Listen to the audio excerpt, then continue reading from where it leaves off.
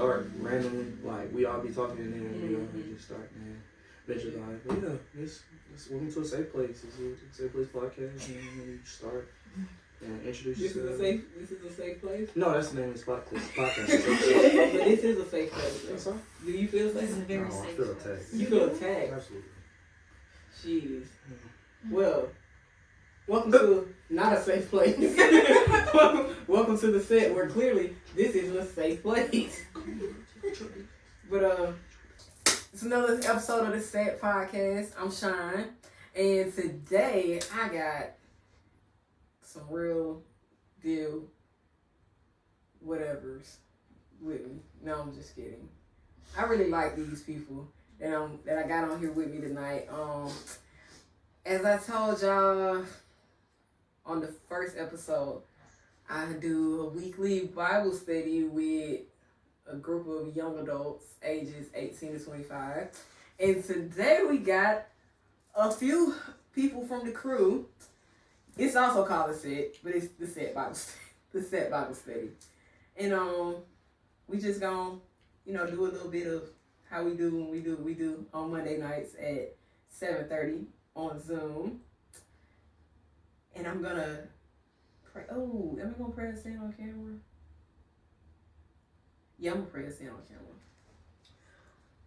Lord, thank you. Thank you for this day. Thank you for allowing us to be here. Thank you for this opportunity, for this platform to just share your word and share your love and your light with everybody that's watching. God, I pray that you just have your way on this pod. Lord God, do what you do in the way that only you can do it. God, I thank you for everybody that's on here tonight. God, give us clarity of thought. Lord, let us get across our points with ease. Lord, say what you want to say, do what you want to do. In Jesus' name, amen. Amen. Amen. So, y'all know how we always start. Mental health check-in.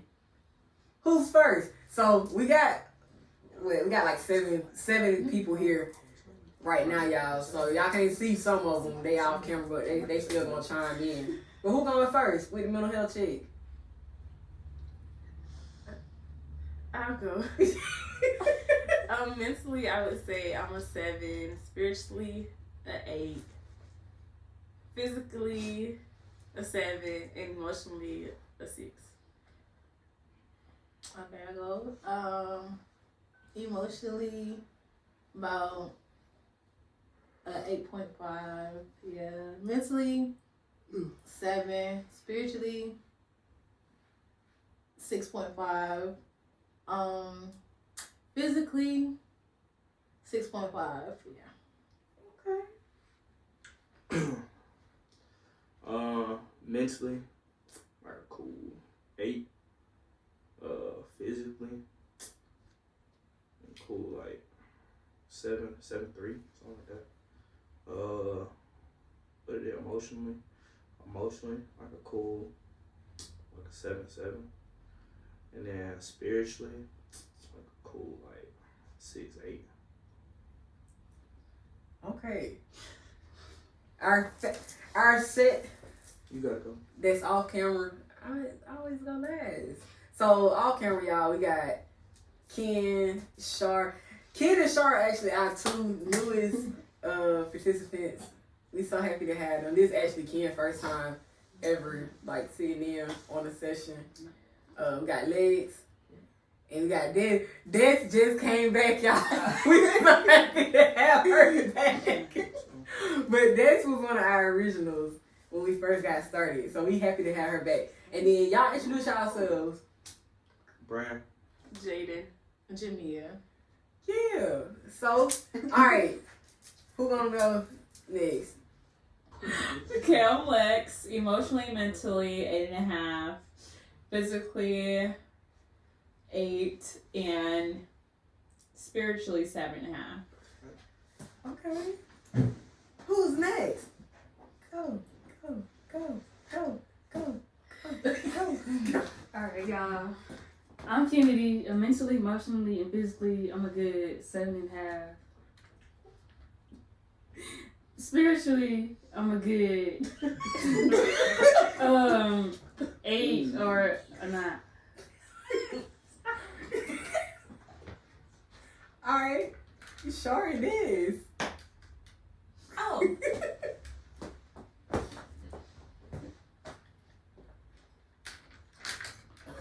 Oh. Yo, we having technical difficulties.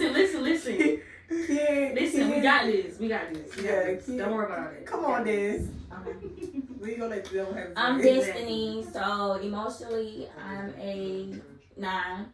Physically I'm a 5.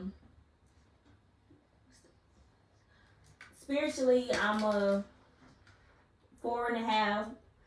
And mentally I'm a 5.5. Alright. Who's that? Oh, sure. Hey, girl. Hi guys, I'm Shar. Physically, I'm a 7. Emotionally, I'm a 7. Mentally, I'm a 7. Spiritually, I'm an 8. Oh, Okay. okay. Period. So, that just leaves me. So, mentally, I'm at about right now, I'm at about a 7. Emotionally, I'm at about an 8. Physically, probably like a 7, 7.5. Spiritually, I'm at about a 9. And also as of when we're shooting this, my birthday tomorrow. So I want to pick up transition of another year and another year in 2 ways. So, you know, see how this next year goes. I'm excited. I think it's gonna be great. I'm looking forward to all of the newness and where we're going. So basically tonight what we're gonna be discussing is this set, the Bible study this set, and just kind of letting y'all know how we got started and where we started and where we are now and kind of what everybody's expectation is for the future. So, Bran, my brother, what's your thoughts on the set? Like, tell them kind of how we got started with doing it.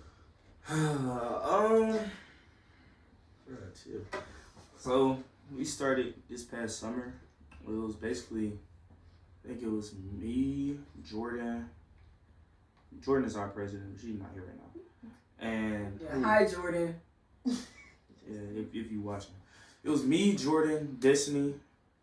That's who we started with, I believe. And then Shaniqua kind of like, she just I came on as a faculty advisor. Yeah, she just interjected herself in that mix. Don't. It definitely did. Cause we was just like, it was like a little lunch meetup. We had a little summer camp going on at the time, and during lunch we'd be over there. We'd just be talking. We was like, okay, we want to read the whole Bible. And then Sean, bored as she was, she came over there, and I was like, oh my goodness, y'all. And then she started inviting more people against our against our will, but that is what happened. Like, she invited her assistant at the time, so he started coming with us, and then I don't know how Jemiah started coming. Jordan invited Jaden, her twin. Jaden would usually be at work, so it wasn't just me inviting people; it was a collective effort to expand the group. Believe what you want to believe, but so yeah, that's how we started this summer. And then they started wanting to make it bigger than what it was. And I mean, I'm not gonna lie, I was partially against it because like, bro, like, just chill, like, we just doing this to do it, like. And they was like, nah, like, y'all should expand it. So next thing I knew, everybody was at my house and we was discussing Bible chapters. And I ain't gonna lie, it was pretty fun. We started off, we was doing food and all this other stuff. And then, I invited the next person to join after that was Brian Winter, because we was going to play basketball one day and he came over there and he sat in and he ended up liking it, so he joined. And I'm not going to give y'all the backstory of how everybody joined, but the point is, at the end of the summer we had our little, basically like a end of the summer meet up, whatever, with majority of the original members. I think the only person that wasn't there was Destiny. So we did that, and then we started having our meetings on Zoom. And I ain't gonna lie, the Zoom calls it wasn't as personal as the in-person ones were. I feel like the in-person ones are definitely more like interactive, just because I mean everybody right here. I feel like it's easier to, you know what I'm saying, be engaged. Whereas when you over the screen, it's kind of like people had their mics muted, they had their cameras off. Like you might find yourself doing other things as opposed to like when you actually here doing it in person. It's like you feel like actually a part of the set. I'm not saying it's not like that over the Zoom call, because we definitely had a lot of great Zoom calls, but the in-person meetings, I feel like that's where it really shine the most and shine the brightest. So yeah. For sure. So basically, my reason for kind of just jumping on, and I thought it was so great, and I really saw it as a confirmation, because I had this, I'll say, a burden really from God on me about trying to help younger people, like reach back and help like younger generations connect with Christ and strengthen their faith walk. And I'm like, I just don't know how to do it. I didn't know how to do it. So I was at work at the office. Like Brand said, they had a summer camp going on during that time over the summer. And I think you and Jordan, y'all had brought y'all Bibles to work one day. Yeah, because we was talking about it, and then we ended up buying Bibles. Yeah. Okay, so yeah, so Brandon Jordan brought their Bibles to work, and I was like, oh, so what y'all doing? And I was like, oh, we just want to read our Bible. We just want to read the Bible. I was like, okay, this is good. And during that time, I was like on my spiritual journey, trying to lock in more, and I just feel like I was like, okay, this your end. This is how to do it. And like you said, started with them, and we would the idea initially was we was gonna read the entire Bible sequentially. We started out with Genesis, and I think we went through Exodus. We stopped at Exodus. Yeah, we stopped at Exodus, and then we switched it up to the format that we do now, where we do like monthly topics. But yeah, it just was a way to get their generation more engaged.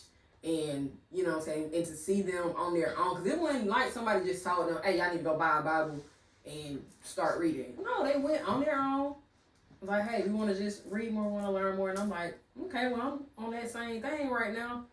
How can I help? And I told them, I'm like, okay, this y'all thing. Yeah, I did want to invite more people, but not to hijack what they were doing, just to kind of assist in any way I could provide some insight or whatever. That's kind of what my goal was.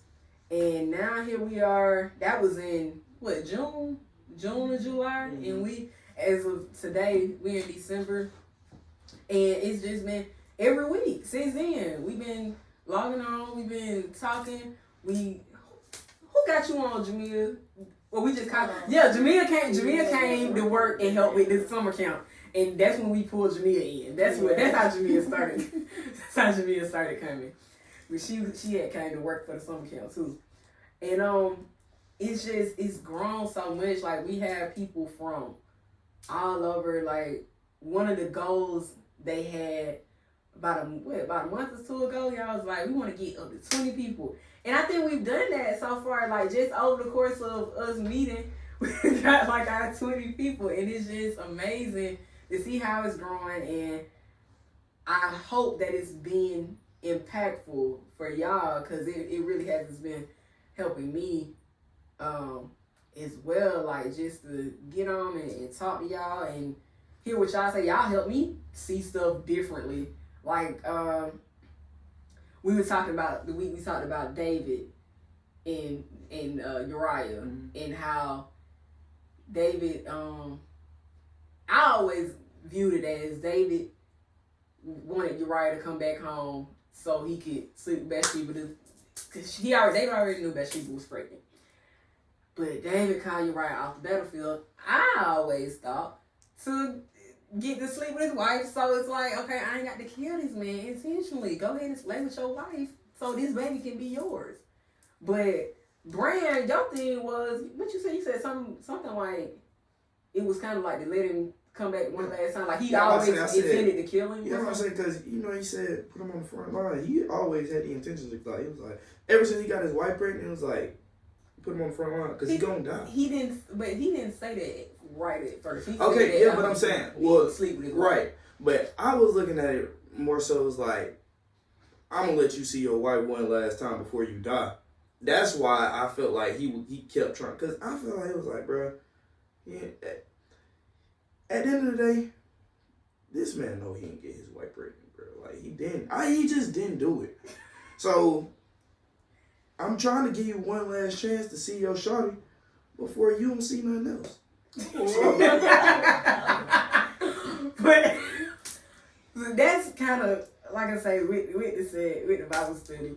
It's just we have real conversations and you share your opinion how you see things. But it's a way we kind of like to relate the Bible to real life. So thus far we've had several different topics. So, okay, how about everybody just said like what was their favorite topic so far that we had? I'll go first because I want y'all to say mine. Cuffing season. Yeah, it was cuffing season. Yeah, that was cuffing season. It was cuffing season. Cuffing season. Oh yeah, Jamil's exposed a lot. Cuffing season. You know. We want a different Yeah. conversation. For what? What Jane went up for? You said what the other topics was? I said because I said that's what Jamil was joining. And then I Oh, said, yeah. That's when you won joining. I was there from Okay. When Jamie was telling her stories. Yeah. Jamil was getting us in her business. But look, it's a judgment-free zone. And that's, so go ahead, Jamil. Tell us why was cuffing season your favorite I one? thought she was going to tell you that. I did. So I was like, oh. No. The set, it's a safe space. It's a closed group. It's a closed forum for a reason. Like, we ain't finna expose with Jamil. Expose with, like, it was, yeah. Go ahead, Jamil. But it's judgment. Okay. We don't judge over here. But it was very enlightening. For sure. Originally, when Shanika proposed cuffing season as one of the other topics, I was like, how is we gonna relate that to the Bible? I was like, what's going on? But I never forget, I had joined the call late that day because I had some stuff. Okay, but I had some stuff going on, so I joined the call late. And I know as soon as I got on, I was like, oh yeah, that's what you mean. So Jamil, what is cuffing season to you? And I'm like, I just came want to talk about God. Like, what are we doing? But I kind of gave my what I thought cuffing season was, and so to me. Cuffing seasons, so basically we did like a whole year layout cuffing season.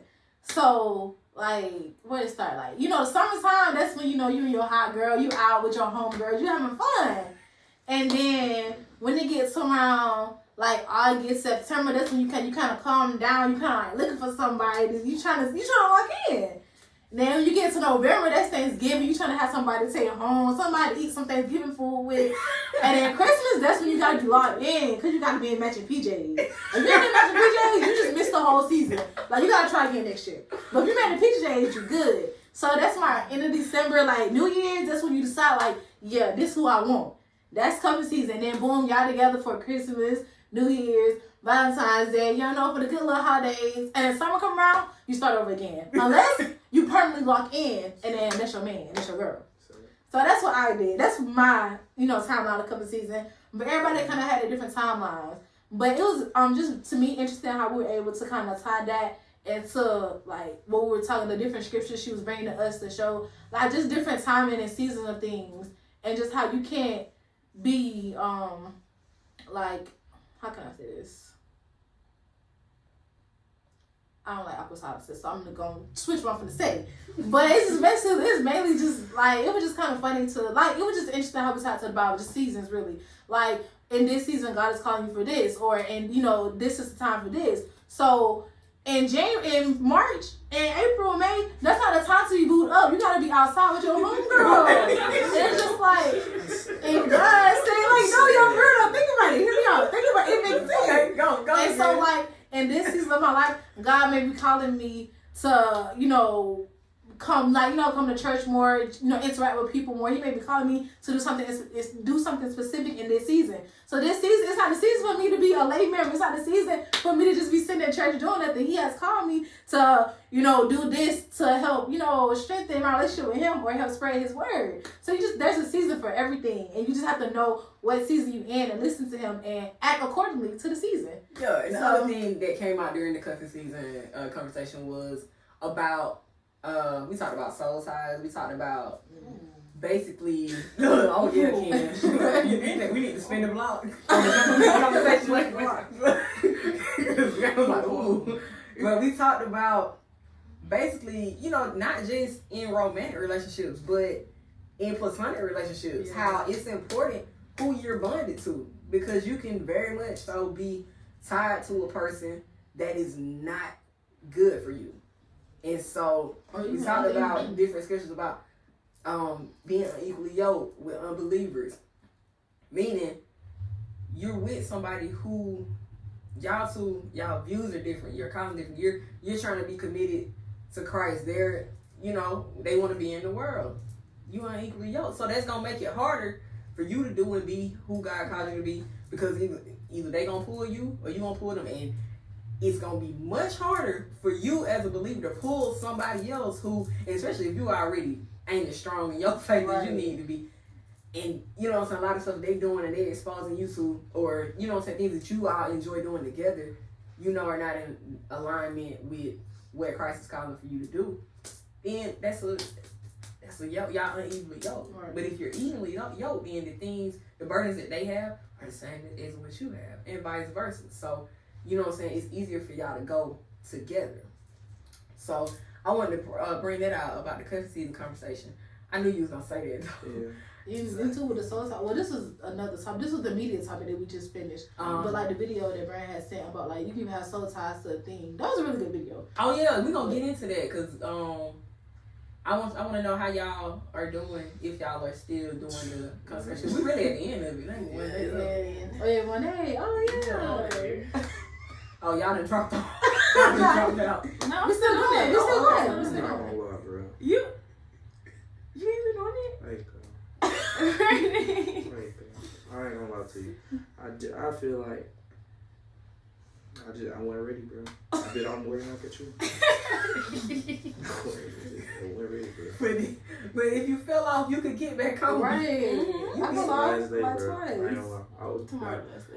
I was just listening to something not even 10 minutes ago. Okay, start now. Start until tomorrow. Tomorrow? Okay. Okay. So, Jaden, what was your favorite? Cause we gonna tell y'all what we just this thing here. I would say my favorite was the last one we just did. What was the name of that one? The last one? Talking about the one Stop and that Scroll. Was it Stop and Scroll? You talking about for December? Yeah, With the media? the The media. media one. Yeah, that one. Oh no, everything. It was the one with the media or the one everything is fine. We was talking about Well, the one like this the end of the one. world. She talking about this yeah. one. That was media, yeah. This Okay. one. Yeah, so that's Stop and Scroll. I think that's Stop and Scroll. Yeah. Yeah, that was my favorite one because when you think soul tie, you think like you're soul tied to a person. Mm-hmm. That's how young people think. But you can be soul tied to actual things, and that's what I think this month taught me. Even with like the consecration, it taught you that like you can be soul tied to activities, and you don't recognize how much influence it has on you till you take a break from it. Because like mine was movies. I don't made it this far, but it has been like a struggle. But I feel like I've learned more from it, so I think it was a good thing. And I've even like told myself for January I was gonna do another one. Mm-hmm. But yeah. So I think I learned that sometimes you have to take a break from things to grow closer to God and focus on Him more. For sure. Brand, what was your favorite topic? Probably cuffing season. Oh, okay. Why? Cause, bro, I was going through it. It was too much stuff happening in my life at one time, and I was like, bro, like I don't know. I didn't know where to go, what to do, and it's like females, bro, like they be weird, bro, and that was starting to affect me as a person. So it's like I needed that to kind of like shape that. How did it help you though? Oh, it helped me a lot. Like, actually, it helped me, but I found myself still like kind of falling back, going back and doing certain things I knew I probably shouldn't have did, but it's like I did it with a different mindset about it.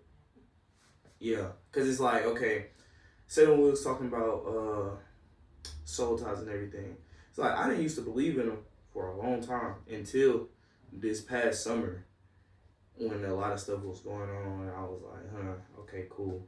But when we was having that cuffing season talk, we was talking about soul ties that day, it really helped me get in perspective. And my cousin, we was actually on the call together that day, and while you was going over it, me and him was having a conversation, and it was like, bro, I never thought about it like this. Like, we really delved into it more outside of the call, per se.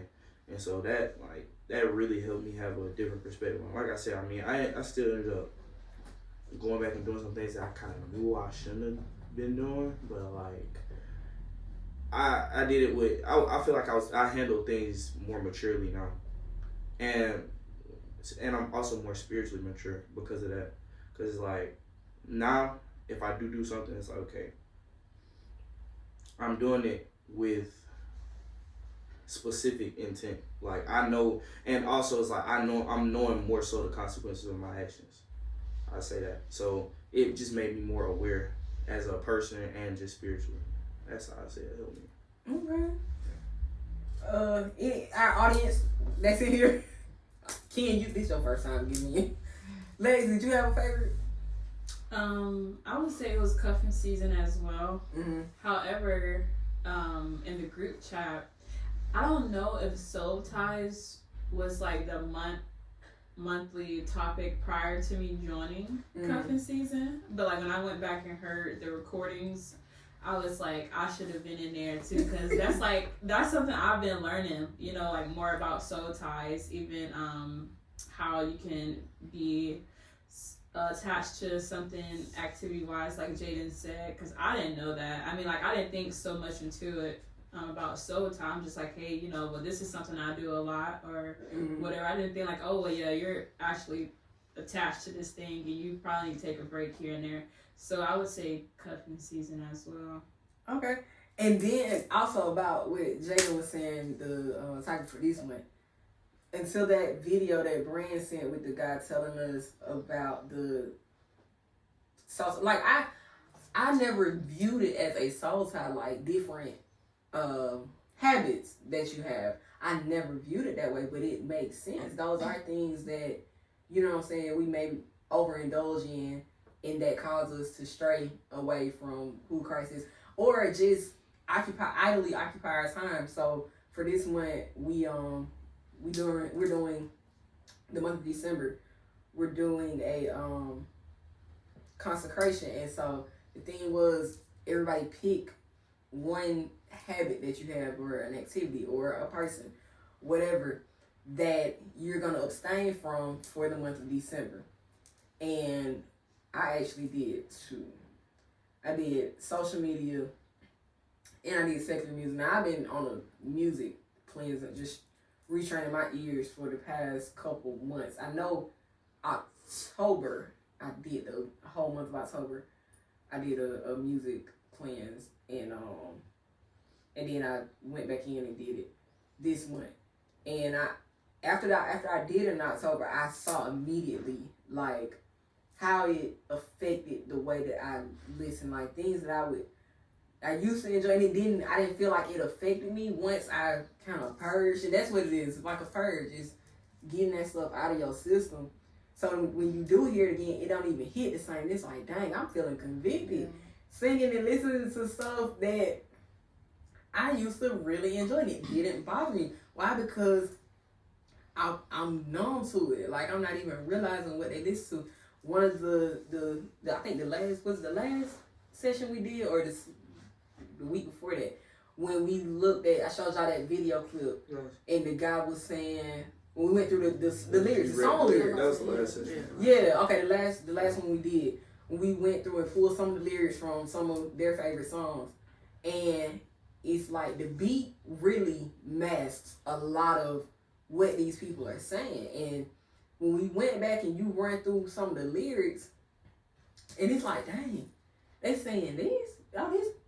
Yeah, when you just sit there and read it on paper, these people saying some wild and crazy stuff. And you're not really aware of it because it's like, dang, this vibe. Sound good. It's the beat, like the music. And this Jackie Hill Perry on the video that we watched, she was saying that the music weakens your discernment because you get so caught up in the beat, you're not even paying attention to the words they're saying. And then the thing is, you're repeating these words like, oh, it's just a song. And then you look at your life, it's like, dang, why I'm depressed? Why I feel like this? Why is this happening in my life?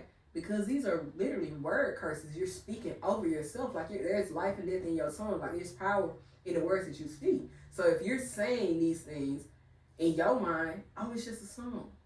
But no, you putting that into the atmosphere. And whatever you put into the atmosphere, that's your reality. You're creating your reality. So you're creating depression. You're creating anxiety. You're creating these weird thoughts that you having. Like we was reading with the Kill Bill song. I know you're gonna bring that. Yeah, and it's like she just killed her eggs. When it something she was saying, like she was like she'd rather be in hell than alone. Like what? Crazy. But you gotta listen to the beat. Like dang, that's cool. That's fire.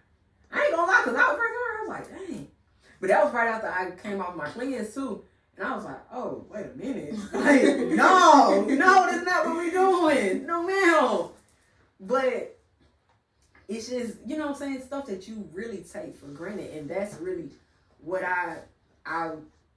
my aim is with us doing these sessions is for us to be more aware, for y'all to not be going through life with your blinders on, because it's a real, like the spiritual world is so much really than what we seeing right here just with each other. And so, you know, I hope it's my goal for y'all to, you know, be enriched. Like I say, I'm learning a lot just by having to study, having, you know what I'm saying, something to prepare for every week, talking to y'all. And it's just because I know the world was crazy when I was in college. That was 10 years ago almost. So I know it's a totally different world right now, and y'all are gonna be combative. One of the young ladies that got on 1 week, and she was saying like these people from a different religion had approached her on campus. In this particular religion, like these people, they train their folks to know what they talking about and to stand on it. What are you gonna do when you're approached by these type of people? If you ain't really firmly rooted and grounded in what you believe, a lot of that stuff they say, it sounds good. It sounds right. It's really like, I was listening recently, this person was talking about Genesis 3, when the serpent deceived Eve. He deceived her. And what is deception? It's a lie that's clothed in truth. Because he told Eve, you won't surely die. God had already told her. Okay, you eat the day you eat from the fruit of this tree, you will surely die. The serpent, you won't surely die. So it was that he planted a seed of doubt. She ate the fruit. He was right. Technically, she did not physically die, but it began a spiritual death within her. And that's what these other religions and ideologies and things are. It's not necessarily that they're presenting it as a bald-faced lie. No, they clothe it in the truth, in partial truth, but enough of it to get you to doubt what you already know. And that's all it takes is one seed of doubt. And if you're not rooted and grounded in what you've been talking with, and not necessarily what you believe, if you don't have a personal conviction, and that's what we work on, is having a personal conviction, a personal relationship with God, so that when you are faced with these things, okay, I know how to combat that. I know how to, you know what I'm saying, come against whatever this person's saying or whatever this situation is that I'm faced with. So that's my hope and my goal for the set and for, you know what I'm saying, our group, and that y'all also can, you know what I'm saying, go out and spread the word and tell y'all friends, which y'all really have done. That's why it's grown so much. I know y'all were really trying to, but Brand, every week, like I was telling somebody the other day, Brand the only guy on here right now, y'all.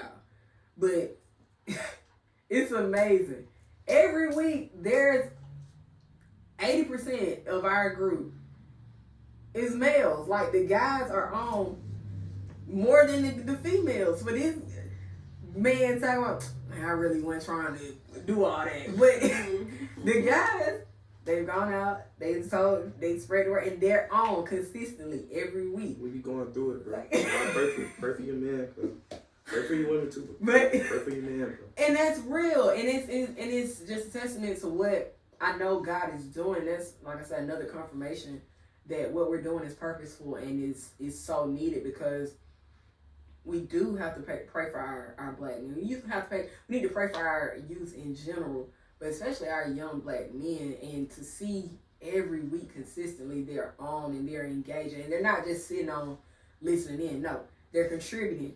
I send out reading prompts every week, and they go in, they read, and they study, and they come to the group, and they have something meaningful to contribute. And I just think that's, like I say, a testament to what God is doing in His time, and especially through their generation, because it's like our generation get a lot of flack, like, oh my goodness. But I just believe that there is a remnant. God has a remnant, and it's in their generation. All of them aren't lost. All of them aren't confused. They really want God. They really have a hunger and a thirst for righteousness. And I think that it's important that we help them and guide them in the proper way, because it's enough people out here trying to take their attention here, there, and everywhere that they just really need people to lock in and help them for real. And I'm so glad that what we're doing is being beneficial.